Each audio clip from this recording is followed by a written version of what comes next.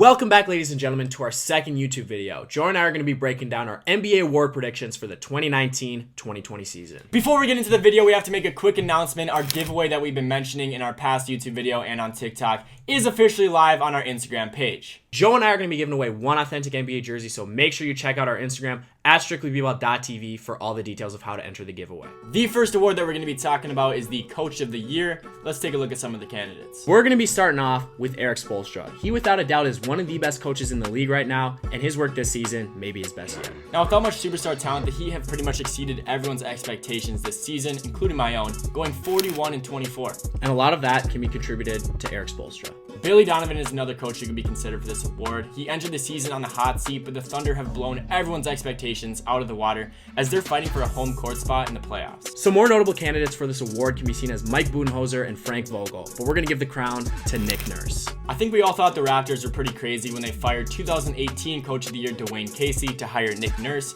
but that decision could not have gone any better. This season, after his best player and the reigning Finals MVP Kawhi Leonard left, Nick Nurse led the team to the second spot in the East. Their winning percentage this year is very similar to the winning percentage they had last year with Kawhi Leonard, which pretty much exceeds everyone's expectations. Nick Nurse, wonderful job. The next NBA award we're going to be covering is Sixth Man of the Year. The first candidate worth mentioning is Derrick Rose, who's averaging 18 points per game on nearly 50% shooting from the field. Lou Will is also worth mentioning as he is averaging 19 points per game. One of the most accomplished sixth men of all time. And for our actual picks for this award, Nolan and I disagree, but I'm going with Dennis Schroeder. The Thunder have been exceeding everyone's expectations this season, and Schroeder's bench production is a big reason for that. He's averaging 19 points per game off their bench. Here's a good stat that points out Schroeder's impact for the Thunder. Their lineup with him playing with the starters is ranked as the 5th best lineup in the entire league out of all possible 5-man lineups. My pick for Sixth Man of the Year, Montrezl Harrell. Harrell is averaging 19 and 7, some of the best numbers from any big man in the league right now. He without a doubt is one of the most fierce interior players in the league. His energy and scoring output that he provides off the bench is something that the Clippers can count on every single night. His presence is going to be such a crucial factor in the Clippers' postseason success. I can see him averaging a double-double in the playoffs. The next award we're going to be talking about is the Most Improved Player.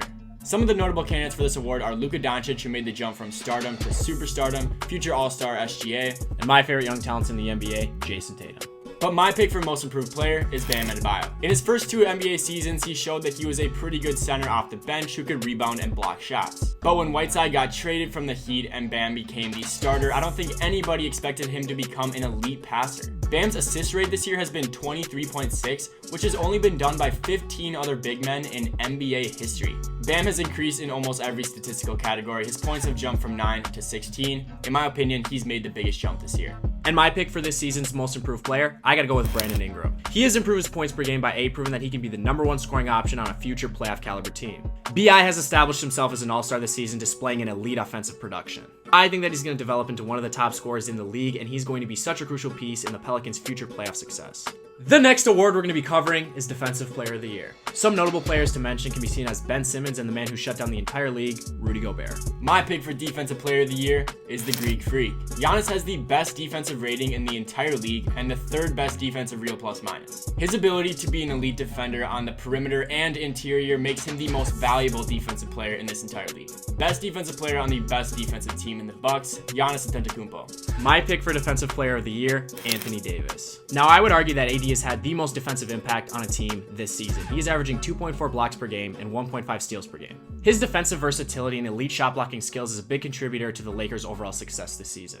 The next award we're going to be talking about is the Rookie of the Year. There is only 2 candidates worth mentioning for this award, and our runner-up is Zion Williamson. Zion is averaging 29 points per game per 36 minutes on nearly 60% shooting from the field, but he only played 19 games because he missed a lot of time with injury. If he would have played more games, he definitely would have had a chance at this award. Now, with mentioning Zion, I'm pretty sure we all can come to the conclusion of who our Rookie of the Year is, Ja Morant. He's averaging a solid 18 and 7, leading the Grizzlies to the 8th seed in the West. I think Ja has already established himself as an elite point guard in this league, and I see him as an all-star starter in years to come. Both Zion and Ja possess generational type talent, and I'm very excited to see the growth of these 2 young stars. And to finish off our award predictions, we're going to be covering MVP. Our runner-up for this award is the King, LeBron James. He's averaging 26, 8, and 11, leading the Lakers to the 1st seed in the Western Conference. This is the most assists the King has ever averaged by 1.5. The King's success is displayed through making everyone else on his team better, and this is shown by the Lakers' success this season. He's 35, ladies and gentlemen. But when we're talking about the regular season, we got to go with the reigning MVP, Giannis Antetokounmpo. Giannis is averaging 30 points, 14 rebounds, and 6 assists, leading the Bucks to nearly a 70-win pace. You could say the Greek Freak is the most dominant player both offensively and defensively in the league right now. As I mentioned earlier, I think Giannis is the most valuable defensive player in the league, and he's averaging 30 points per game. This is going to be the second of many MVP awards to come for Giannis. Thank you guys for watching this video. Make sure you comment who you think should win all of these awards. Don't forget the giveaway is live on our Instagram. Make sure you guys enter, and good luck to everyone.